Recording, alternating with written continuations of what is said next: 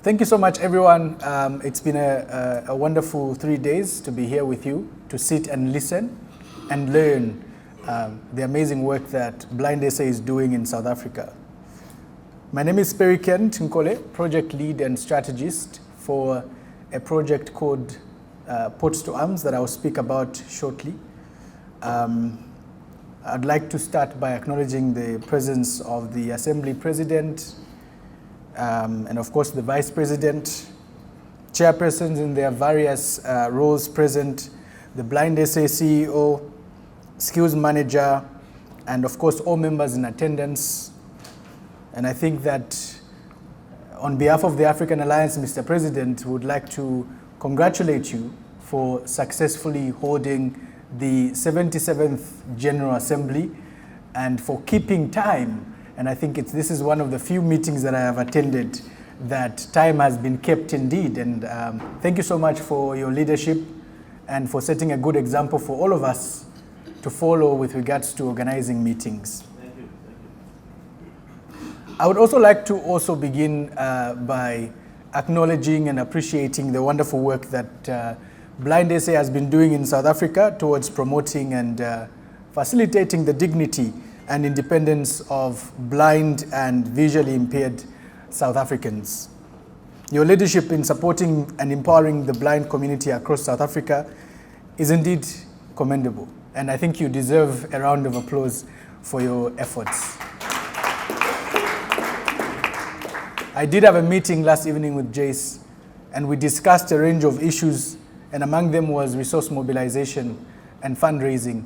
And while those issues and challenges might be in existence, we were trying to imagine South Africa without BlindSA. And of course, that reality might be much more devastating than the current situation. So while there are a number of challenges being faced by the institution, I think the existence of BlindSA has brought much more benefits for the blind community in South Africa. So I think just to commend the good work that BlindSA is doing and to encourage the organization to keep going.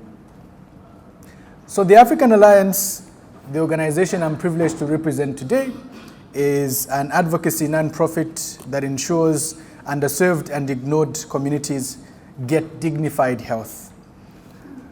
We team up with a broad network of organizations across Africa to inform people about their health and to support their capacity to ensure that indeed they are able to hold their leaders to account. One of the most important pillars of our operation is co-creation, and we are very, very serious about advocacy projects that base their solutions on input from affected communities. In all our work, the African Alliance disrupts the traditional power structures and of civil society as well as public health world that have kept many African voices unheard and invisible as well. We believe that the Africans contributing to public good, such as access to vaccine, must also benefit from them as well. And of course, we do have a number of projects running, among them the Ports2Arms intervention that I am privileged to lead. What is Ports2Arms? Ports2Arms is a public health accountability intervention that we launched to ensure that vaccines get from ships, containers at the harbors, to clinics, and then into people's arms. From the name itself, Ports2Arms, we've been able to do some work in tracking the journey of vaccines from the time they arrive at the port, the seaport, the airport, to the time they make it on someone's arm. The Ports2Arms intervention is a tool that tracks what could make it difficult for people to get their jabs, such as conflict, floods, and many other challenges that might stand in the way. The goal of the project, Mr. President, is to gather real-time information and advocacy groups, and local communities that can be used to hold the health system accountable if it's not working for them. We were able to pilot the Ports2Arms intervention in 3 provinces of South Africa. We were able to pilot in Mpumalanga, in Gauteng, as well as Limpopo. And we did get some interesting findings. During the pilot itself, Mr. President, we were able to document the specific barriers and enablers to COVID-19 vaccine. And we were able to partner with local organizations that were leading and facilitating the work. The African Alliance as an organization does not directly implement in provinces or in the countries that we are working in, but we work through organizations that have an understanding of the sector that they are working in, organizations that have an understanding of the communities that they represent. We believe that communities have the ability, the understanding, and the capacity to articulate their issues. There is no such thing as incompetence when it comes to communities and different populations understanding their rights and their realities. And so we don't act as a voice, but we support existing voices, and we empower them and provide them the necessary technical support to enable them to speak for themselves. And so that is part of the reason why we are partnering with BlindSA. We do have a number of findings in terms of how the pilot impacted the different provinces. And of course, I think if you go through the handouts that have been handed down, you'll be able to just learn a lot about some of the findings that came from the provinces.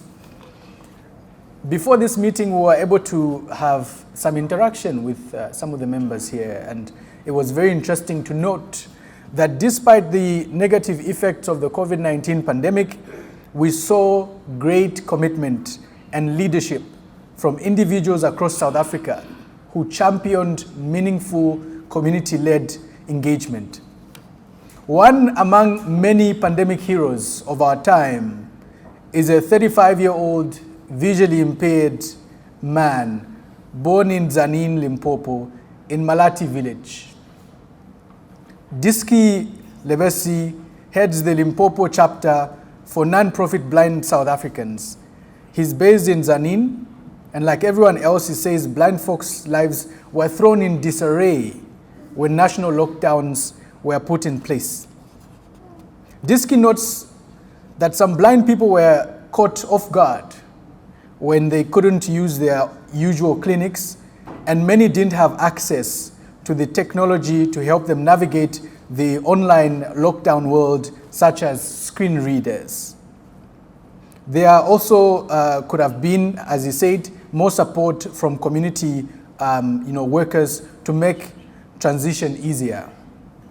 As Vice President of the Disability Council of the Greater Tzwane Local Municipality and Secretary of Advocacy and Information Committee, he was working with local organizations during the COVID-19 pandemic, including the success associations, to educate people about the pandemic, the COVID-19 pandemic, and the new normalities to be adopted post-pandemic.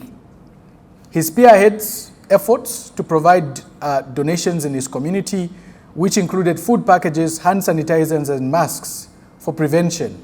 He also uses social media platforms such as WhatsApp groups and Facebook group chats, and phone calls, direct phone calls, to disseminate COVID-19 related information among the blind community. Comrade Diski, on behalf of the African Alliance, would like to thank you, to celebrate you, and to acknowledge your contribution as a pandemic hero during the COVID-19 pandemic for the wonderful work that you did in your community and you continue to do.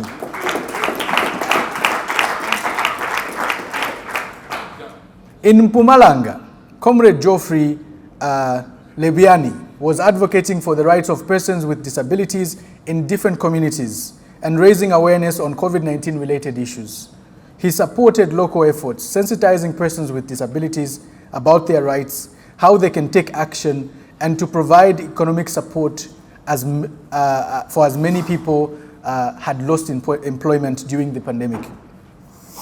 Comrade Geoffrey, we also appreciate you and acknowledge your heroism during the COVID-19 pandemic. Under such difficult circumstances, you were still able to be a leader within your community. So we give you your flowers, Comrade Geoffrey, and we appreciate you.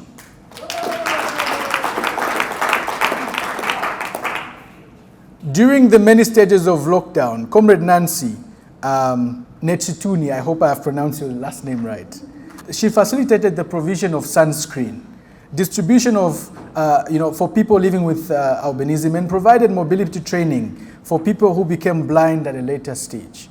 Nancy notes that getting vaccinated wasn't too much of a hassle for blind people in Gauteng, but long clinic queues exposed them to the elements for hours. One barrier she mentioned was the shortage of sunscreen at public health facilities. This meant people with albinism had to move around without protection from the sun for weeks at a time, which meant they developed painful sores. Nancy says sunscreen may be the first item to be cut when the health department's budget is tight. For those with albinism, sunscreen is not a luxury, she said. It is an essential protective measure against the sun. Ladies and gentlemen, these are not fictional characters from Hollywood sci-fi. They are real people, members of their community, who decided to take a stand and make a difference in their communities. And today, the African Alliance acknowledges them and celebrates them. We also understand that there are many others across South Africa that are doing the same. On behalf of the African Alliance, we're very proud, Mr. President, to prospectively partner with the BlindSA and to support the General Assembly as well. That was the first part of our presentation, Mr. President. The next part was meant to be much more interactive because as we came to present and speak, we also came to listen to your needs and your realities so that we can capture them and find ways in which we can work together towards them. With your permission, Mr. President, I would like to proceed to interact with the audience. We're going to do a very brief exercise and everyone will be able to participate. And the first instruction that I have for everyone is that may you please find a partner next to you. So we're going to pair everyone in two. Find a partner next to you. Now, the partner that you have, you're going to have a dialogue with him. The partner that is seated on the right is in heaven.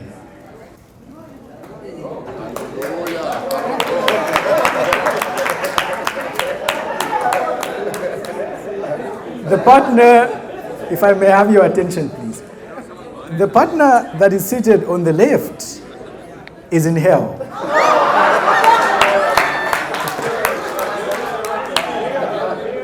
I apologize, it wasn't intentional. The partner that is in heaven would describe to us what heaven looks like when it comes to access to healthcare for people living with disabilities. What is the heaven scenario? Yeah? What is the best case scenario where everything is working? What are the best practices? The partner on the left that is in hell will give us the worst case scenario. What does hell look like for access to healthcare for people living with disabilities? I apologize for your current state of the afterlife. It wasn't intentional. And I hope for some of you that are in hell, it would not be the case. So the colleagues that are in hell, you are giving us the worst case scenario in South Africa where, with regards to healthcare for people living with disabilities, what does that look like? What does hell look like? First and foremost, the service in hell is, as expected, very, very poor. I don't think poor is doing it justice. You find that when you manage to get to the clinics, they either one, ignore you, two, they'll put you in a separate place from other people and pretty much ignore you for the rest of the day until you either shout or just go home, which is also is a waste. And when you find assistance, they'll either tell you that no, we don't work with your condition, we don't support, this clinic doesn't have the facilities to support your disability, so they'll recommend you to go to a nearby town which is 300 kilometers. Starting from my home, my family is always resistant. They didn't want to give me my treatment in time. There are no hospitals. There are very few hospitals. And clinics are scattered. If I happen to go to the clinic with the help of a family member, it's difficult for me to get to the clinic because entrances are not friendly for me. If I get inside the clinic, people in the queue, they don't want to give way for me to go and be attended first. And I have to stay for the whole day there. I'm very reluctant to talk to the person that I'm coming with to ask where I can get my way to access to condoms because it's going to be a big deal. Inside the consulting room, the nurse doesn't want to pay attention because I must get there alone. Firstly, the security doesn't want to give way to me to get inside with the person that is assisting me. I get there inside myself alone. When I get there, the nurse doesn't want to talk because I can't find my way to the desk. So she doesn't know if I'm deaf or what's wrong with me. If I ask, I was in the right place. Even if I'm deaf, even if I'm blind or whatever, you have to attend to me. But nurses are rude here in hell. It's very difficult. I'm very fortunate in heaven. I just make a call and I get somebody to come to my place. I don't need to, like my colleague in hell, have to go through potholes and stuff like that and do whatever. When the healthcare person gets to my place and I tell them I'm visually impaired, they at least understand my situation. In other words, it's not that I am stupid or that sit here and whenever I will attend to you. They will understand who you are and what the problem is. When I get my medication, they'll give me an assistive device which I can put my pills in, which will tell me when I have to take them, what to take and how to do that. Not to tell me you must go to the clinic every time and go and fetch it. The reality of the matter is, when it comes to public health, there is no heaven in South Africa. But if heaven were to exist, it was supposed to be like, we're supposed to be in a situation where all disabled people are in database, well captured. Yes. And they are supposed to be responsible people, supervisors who are providing all supervision on daily basis, working with a community caregiver to ensure that each home with a disabled person is well monitored and identified disabled people are catered for their public health care.